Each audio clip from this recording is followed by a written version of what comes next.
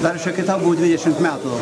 Ar jau buvai galvojęs, kad pasieksi štai tokį lygį ir mūsų... Matot, aš negalvojau, aš norėjau. Norėjau, o galvoti, ar pasieksiu ar ne, nebuvo tokių minčių, norėjau.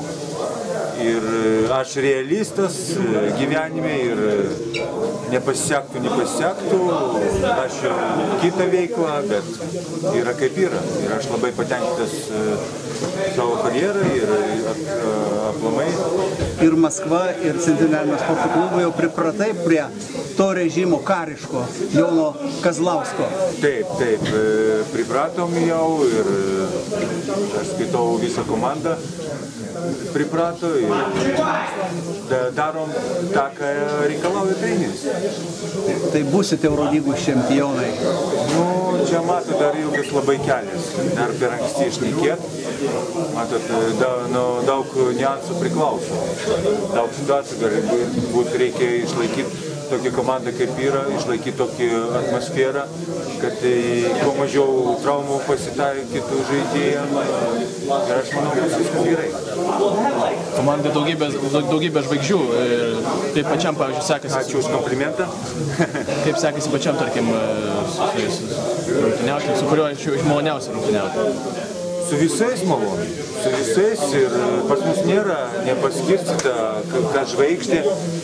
Ant galvų nėra žvaigždžių nepastatyta, kad žvaigždė. Ir mes bendraujam lygiaverčiai su visais. Ir aš nežinau, kas čia žvaigždė, kas ne žvaigždė. Čia visi vienodi krepšininkai ir asmenybė. Svarbiausia, kad būtų gera asmenybė, geras žmogus, kad suprastų krepšinį ir kiekvienas padėtų komandai laimėti.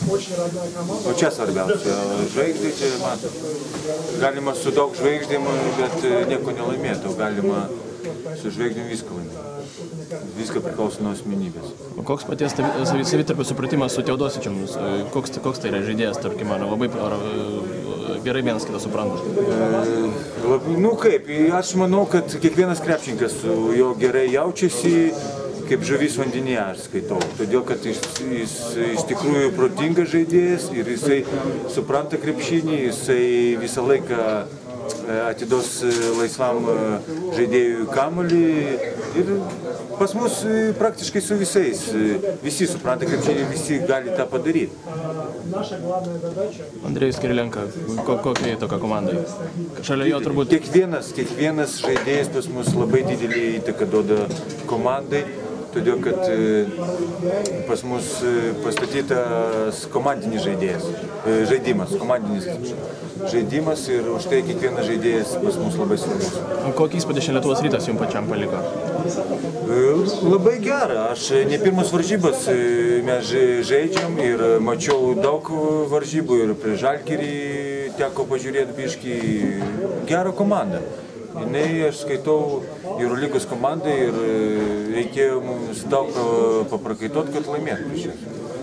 Gerai subalansuota. Ir kaip manai, susidūrė turbūt tokia situacija, kai karjeros pradžioje, kai tarkim viskas ėmė sektis, apie tave nemažai rašydavo. Pastaruoju metu su panašia situacija susidūrė Jonas Valančiūnas. Ką patartum jam?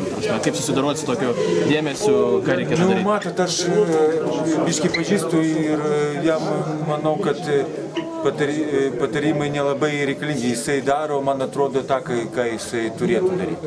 Jisai iš tikrųjų protingas vaikis, aš skaitau, jisai atiduoda visos jėgos aikšteliai, per treniruotės ir aš skaitau, per darbą tik tai pasieks viską krepšinėje. O ten ir svarbiausia, kad be traumų. Čia daug irgi karjerų įtakoja traumos.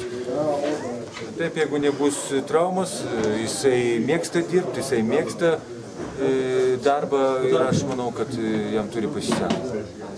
Ačiū labai.